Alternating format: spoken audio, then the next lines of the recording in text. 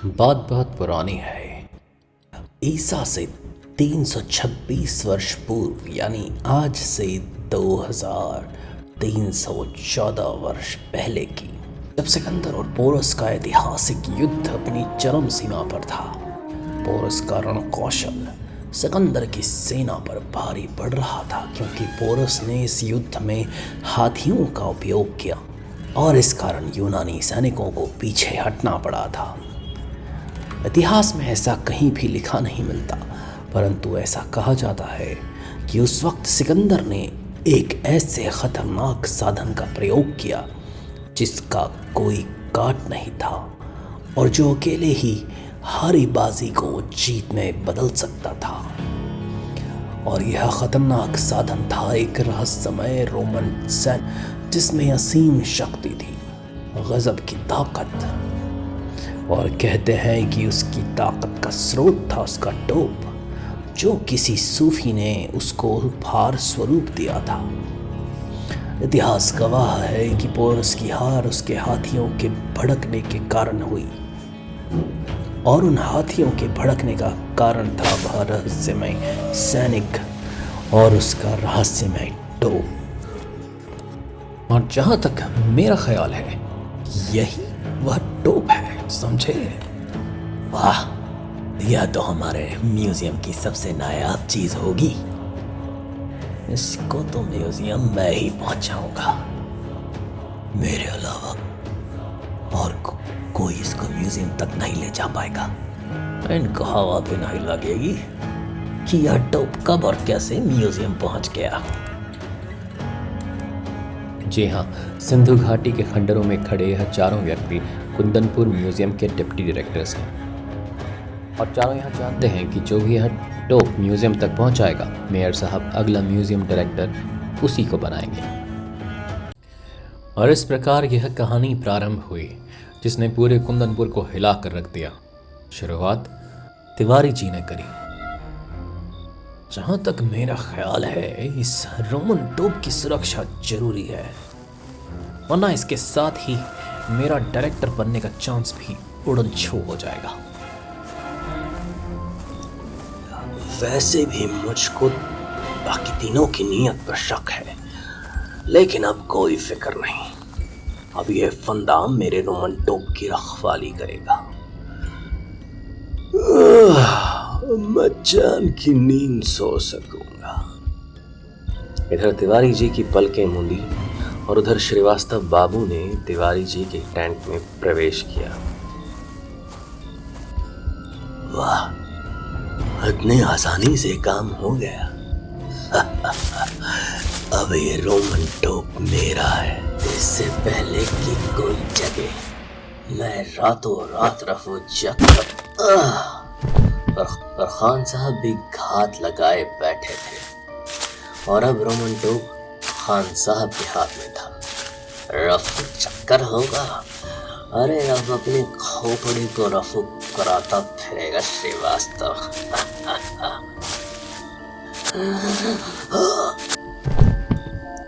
ये क्या? बड़ी जल्दी में थे खान साहब, कहीं जा रहे थे क्या?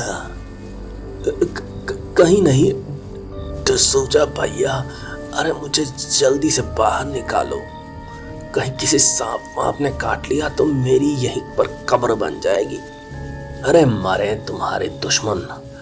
ऐसा करो, तुम ये टोप ऊपर फेंको, बदले में मैं एक रस्सी नीचे फेंक दूंगा, बस। तो ये ले कमबख्त पकड़। धन्यवाद खान साहब। अब तो कुंदनपुर में ही मुलाकात होगी। Bye bye. अरे धोखेबाज, रस्सी तो फेंकता जा। रस्सी होती तो मैं अंधेरे में डिसूजा को जमीन पर पड़ा वह फंदा बिल्कुल नहीं दिखा, जो तिवारी जी ने वहां पर खास तौर से बनाकर रखा था। बचाओ बचाओ! इस चीख पुकार से तिवारी जी की नींद खुली। अरे ये कौन जला रहा है और मेरा रोमन टोप कहाँ गया? तिवारी जी तेजी से आवाज की तरफ भागे ओह, तो तुम हो डिसूजा, धोखेबाज, चोर। अरे बातें बाद में करना, पहले मुझे नीचे तो उतारो। नहीं, तुम्हारे जैसे विश्वासघाती की यही सजा है कि तुम ऐसे ही उल्टे लटके रहो। इतने क्रूर मत बनो मेरे दोस्त। गुड बाय डिसूजा, अब कुंदनपुर में ही मिलेंगे। अब तुम अखबार में पढ़ोगे कि नगर महापौर द्वारा श्री एम तिवारी संग्रहालय निदेशक नियुक्त। अगले दिन आईजी राजन के बंगले के लॉन में पीटर मैसी 1982 का राष्ट्रीय वीरता पुरस्कार 5 सशस्त्र डकैतों को अकेले ही ईंटें फेंक फेंक कर मार भगाया। रेणु 1983 की राष्ट्रीय वीरता पुरस्कार विजेता, बाढ़ से 10 व्यक्तियों की जान बचाई, राष्ट्रीय जूनियर निशानेबाजी चैंपियन। करीम शाह 1981 का वीरता पुरस्कार, नशीले पदार्थों के 7 तस्करों को गिरफ्तार कराया। और अरे, यह चौथा कौन आ गया? इसमें तो सिर्फ 3। श्वेता मेहरा 1984 में पूरे 4 मक्खियों को अकेले ही मार डाला। और ठहर तो बंदरिया, अभी बताता हूँ। हमें बचाओ। डरपोक कहीं की। हाँ कमांडो पीटर, रेनू और करीम, तुम तीनों की ट्रेनिंग कल से शुरू होगी। अब तुम तीनों गेस्ट हाउस जाकर आराम करो। Thank you captain. हाउ बेटे, कहो कैसी है तुम्हारी कमांडो फोर्स? मेरी नहीं, आपकी पापा। इन सब की इजाजत आपने ही तो दिलवाई है। वैसे कमांडो फोर्स अभी छोटी होने के बावजूद बिल्कुल मेरे मन लायक है। तीनों कैडेट ईमानदार, साहसी और अपराध के कट्टर विरोधी हैं। इनकी 6 महीने की ट्रेनिंग के बाद मैं इनको देश के अलग अलग शहरों में भेजूंगा, जहां ये राष्ट्रीय कमांडो फोर्स की शाखाओं की स्थापना करेंगे और पुलिस को अपराध खत्म करने में पूरा सहयोग देंगे। यही सोचकर तो मैंने तुमको ये सब की इजाजत दिलवाई है। मुझे पूरी उम्मीद है कि तुम्हारी कमांडो फोर्स मेरी उम्मीदों पर खरी उतरेगी। ये मेरा वादा है पापा, मैं आपके विश्वास को कभी ठेस नहीं लगने दूंगा।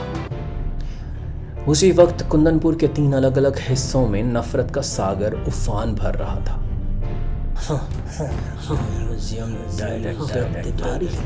और ये सब अगर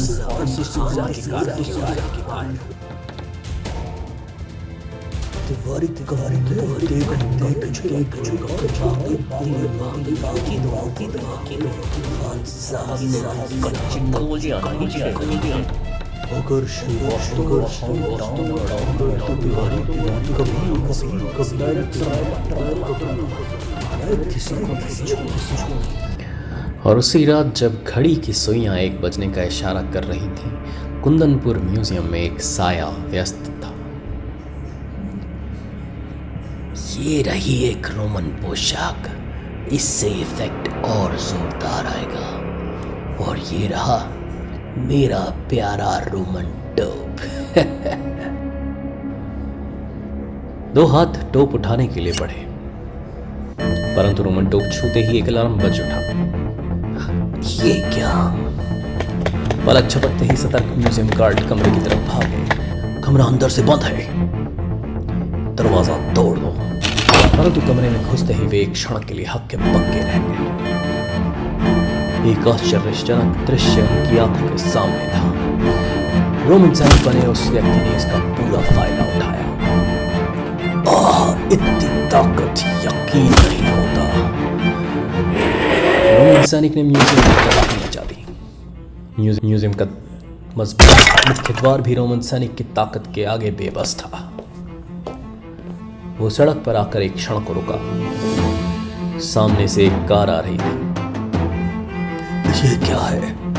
ये तो मुझे रुकने का इशारा कर रहा है, पर रुकूंगा तो ये मुझको मार डालेगा। ड्राइवर का पैर एक्सेलेरेटर पर दबने लगा। स्पीडोमीटर की सुई उछल कर 90 पर थिरकने लगी, लेकिन फिर भी कार एक झटके से अगले ही पल कार का ड्राइवर उछलकर बाहर आ गिरा। कार एक झटके से आगे बढ़ी और अंधेरे में गुम हो गई। थोड़ी ही देर बाद पूरी सड़क पुलिस की गाड़ियों से भरी थी। सुबह और म्यूजियम के डायरेक्टर श्री तिवारी का दावा है कि उस रोमन टोप को पहनने वाले में आश्चर्यजनक ताकत आ जाती है। ये अंधविश्वासी तो अरे जाओ, अगर उससे भिड़ंत हो गई तो देखूंगी कि कौन बचाने आता है। तुम लटकती हुई आ जाना तंदरिया। नहीं, भैया ने मुझे फिर बंदरिया कहा। दिन डूबा, शाम ढली और रात गहराने लगी। शहर की सबसे ऊंची इमारत चैपल की 25वीं मंजिल से चारों तरफ अंधेरे का ही साम्राज्य नजर आ रहा था। मुझे तो हंसी इस बात की आ रही है, देश के सबसे बड़े म्यूजियम के डायरेक्टर तिवारी जी पत्ते की तरह थर थर कांप रहे हैं। तुम नहीं जानते जैकब, उस टोप को पहनने से असीमित ताकत आ जाती है और फिर उस रोमन सैनिक के लिए कोई काम असंभव नहीं रहता। शहर की सबसे ऊंची इमारत से अब हम आपको शहर के बाहर के सैनिक छावनी क्षेत्र में ले चलते हैं, जहां एक हवाई पट्टी पर खड़े कुछ लड़ाकू विमानों पर एक सैनिक पहरा दे रहा था। सब कुछ एकदम सामान्य और शांत है, परंतु एकदम से दृश्य बदल जाता है। एक भयावह आकृति ने अंधेरे से प्रकट होकर पहरेदार को दबोच लिया है। 2 मिनट की छटपटाहट के बाद पहरेदार का शरीर ठंडा और शांत पड़ गया और रोमन सैनिक किनारे खड़े एक लड़ाकू विमान की ओर बढ़ चला। अरे, इस वक्त कौन पायलट प्लेन उड़ा रहा है? हेलो हेलो 501 IIT, अपनी पहचान दो वरना हम तुम्हें मार गिराएंगे। परंतु उधर से कोई जवाब नहीं आया। शीघ्र ही 2 अन्य लड़ाकू विमान उस चोरी किए गए विमान के पीछे उड़ चले और उधर चैपल की छत पर। समझने की कोशिश करो जैकब, मुझे पूरा यकीन है कि वह टोप मुझे ही मारने के लिए चुराया गया है और ये काम या तो श्रीवास्तव का है या खान का और या फिर डिसूजा का। फिर भी तुम चिंता मत करो तिवारी, मैं अपने सबसे प्यारे दोस्त को कभी मरने नहीं दूंगा। ये इमारत मेरी है, ये इलाका मेरा है। चप्पे चप्पे पर मेरे आदमी बंदूक के लिए तैनात है। अब तुम्हारा रोमन हत्यारा तुम तक या तो मर कर पहुंच सकता है या उड़कर। एक लड़ाकू हवाई जहाज यहाँ क्या कर रहा है? गोली चलाओ इस पर। पूरी वर्षा शुरू हो गई, लेकिन हवाई जहाज पर खड़े चल गए। जवाब में लड़ाकू यान पलटा। उसकी तोपों का मुंह इमारत की तरफ मुड़ा और इमारत की छत के पर खच्चे हो गए। तिवारी जी लिफ्ट की तरफ भागे। तोपें एक बार फिर गए और तिवारी जी चारों तरफ बिखर गए। पीछा करने वाले लड़ाकू यान अब दूर नहीं थे। तुमने देखा राकेश? हाँ, अब कोई और चारा नहीं है। हमको इस विमान को नष्ट करना ही पड़ेगा। इसे समुद्र की तरफ खदेड़ो। वो खुद ही समुद्र की ओर जा रहा है। चलो, इसने हमारा काम खुद ही आसान कर दिया, वरना इसके जलते हुए टुकड़े शहर में गिरते। दोनों लड़ाकू विमानों की तोपों लगभग एक साथ चल चुकी। निशाना सच्चा था। चलता हुआ विमान तेजी से पानी की तरफ गिरने लगा, लेकिन रात के अंधेरे में किसी ने भी रोमन सैनिक को सकुशल बाहर निकलते नहीं देखा। विमान के टुकड़े धीरे धीरे समुद्र तल की तरफ बढ़ने लगे और एक रहस्यमय आकृति समुद्र की सतह की तरफ पीछा कर रहे दोनों विमानों ने एक चक्कर काटा और फिर वे भी तेजी से अंधेरे में गुम हो गए।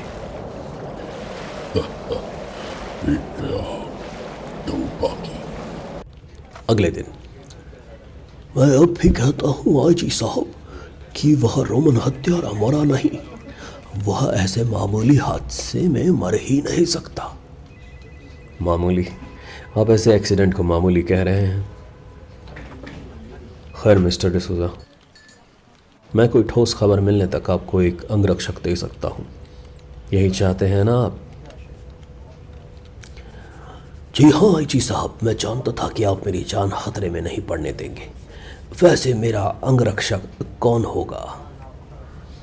उसका नाम है सुपर कमांडो ध्रुव।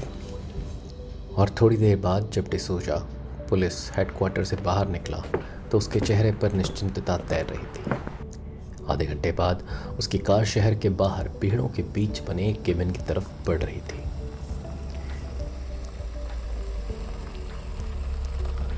यहाँ पर मुझको कोई नहीं ढूंढ पाएगा। वाह।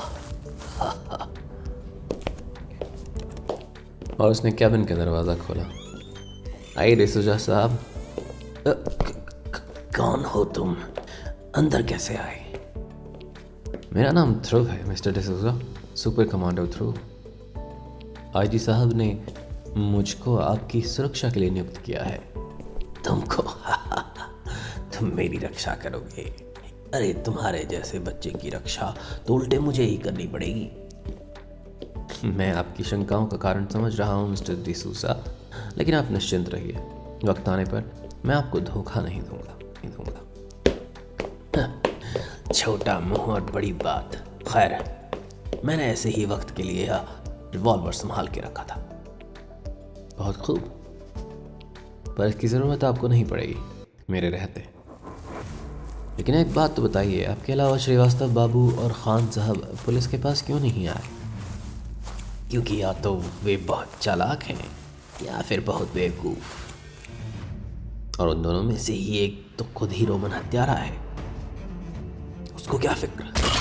इससे पहले कि कोई अनहोनी घटती, ध्रुव लपक कर दोनों के बीच में आ एक लंबे डग ने रोमन सैनिक को डिसूजा के पास पहुंचा दिया। भय से कांप रहे डिसूजा को उसने गर्दन से पकड़कर उठा लिया। यह तो मुझे ऐसे मार रहा है मानो मक्खी उड़ा रहा हो। यह लड़का मुझे नहीं बचा पाएगा। नहीं, गोली मत चलाना। यह क्या? इस पर तो गोलियों का भी कोई असर नहीं। डिसूजा बाहर की तरफ भागा। रोमन सैनिक भी उसके पीछे लपका, लेकिन ध्रुव के कारण उसको फिर रुक जाना पड़ा। इस बार उसने ध्रुव पर अपने शिकार को भागने का गुस्सा उतारना शुरू कर दिया। ध्रुव को वार करने का कोई मौका नहीं मिला। अगर इस वक्त कुछ न किया, इस समय भागने में ही समझदारी है। पीछे देखकर भाग रहे ध्रुव का पैर पेड़ की एक उभरी जड़ में फंसा। वह नीचे गिरा और उसकी आंखों के आगे धीरे धीरे अंधेरा छाने लगा। पता नहीं कितनी देर बाद ध्रुव को धीरे धीरे होश आना शुरू हुआ। अरे डिसूजा जी कहाँ गए? कहीं वे उस रोमन हत्यारा के चंगुल में? नहीं, ऐसा नहीं हो सकता। वह तेजी से कॉटेज की तरफ भागा। कॉटेज तो खाली है, लेकिन ये जमीन पर क्या पड़ा है? यह तो गोली का खोल है जो डिसूजा ने रोमन सैनिक पर चलाई थी। लेकिन ये तो... ओह, अब कुछ समझ में आ रहा है। वह तेजी से बाहर निकला और अपनी स्पेशल मोटरसाइकिल पर शहर की तरफ रवाना हो गया। और फिर शहर के एक फ्लैट में। हेलो ब्लू बैग, मैं रेड रोज बोल रहा हूँ। गड़बड़ हो गई, डिसूजा बचकर भाग निकला बॉस। क्या? खैर, जो होना था वो हो गया, लेकिन अगर तुमने अपनी जुबान खोली तो हमेशा के लिए खामोश कर दिए जाओगे। कभी नहीं। वाह, क्या प्यार भरी बातें हो रही थी। तुम यहाँ कैसे? को क्या चाहते हो मुझसे? उस कैबिन में सिर्फ 3 लोगों की उंगलियों के निशान थे, डिसूजा, मेरे और रोमन सैनिक के। पुलिस रिकॉर्ड से यह पता करना कतई मुश्किल नहीं था कि वे तीसरी उंगलियों के निशान किसके हैं। वे निशान तुम्हारे थे, तुम्हारे यानी अपने ज़माने के मशहूर दादा रंगा शाह के। तो तुम मुझसे क्या चाहते हो? तुम्हारे बॉस का नाम और रोमन टोप का पता। मुझे नहीं पता कि वो कौन है, खुदा कसम। झूठ मत मारो, मैं सच कह रहा हूं, मुझे नहीं मालूम। बात परसों की है। मैं इसी कमरे में बैठा सोच में डूबा था कि मेरी बेटी के निकाह के लिए पैसे कहाँ से आएंगे कि तभी न जाने कहाँ से एक अजीब सी आकृति मेरे सामने आकर खड़ी हो गई। कौन हो तुम, क्या चाहते हो? लेकिन उसने बिना कुछ बोले मुझे मारना शुरू कर दिया।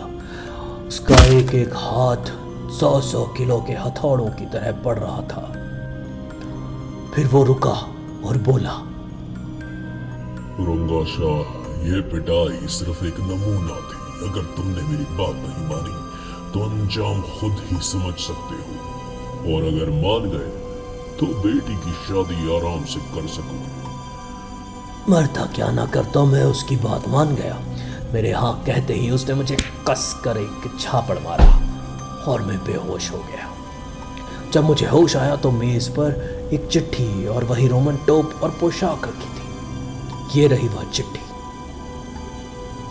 ओह, समझा।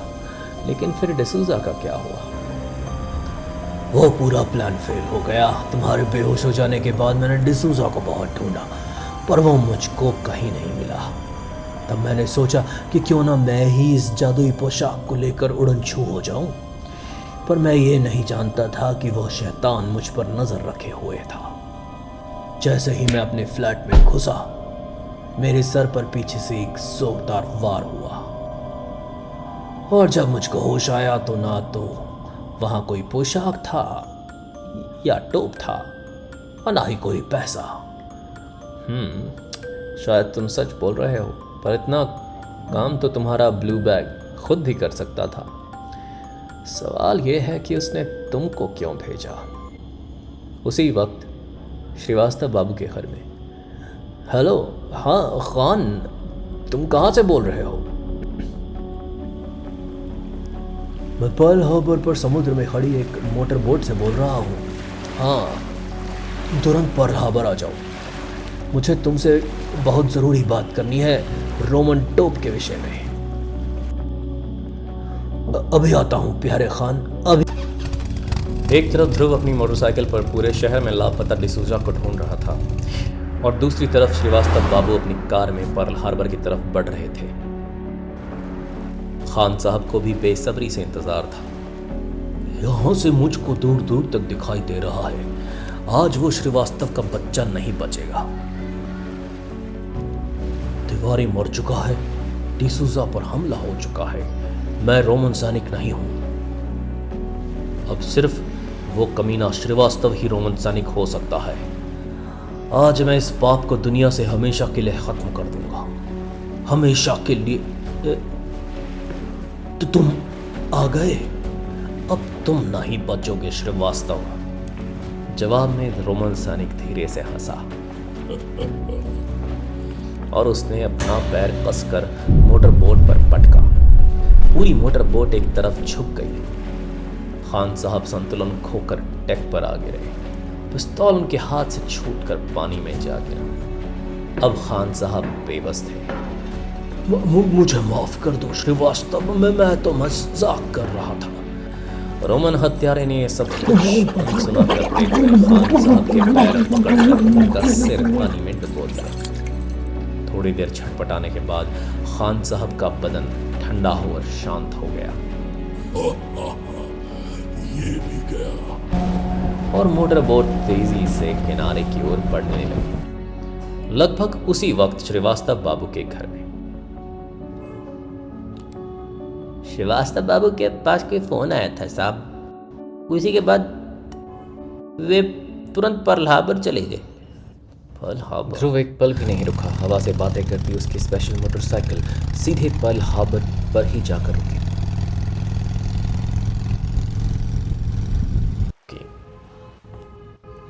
कार तो श्रीवास्तव बाबू की ही लगती है। ध्रुव। ओह डिसूजा साहब, मैं तो आपको ढूंढ ढूंढ कर थक गया। थैंक गॉड कि तुम जिंदा हो। मैं तो समझ रहा था कि रोमन सैनिक ने तुमको। खैर छोड़ो, मैंने अभी श्रीवास्तव के घर फोन किया था। पता चला कि वो यहाँ आया है। बस मैं तुरंत यहाँ चला आया।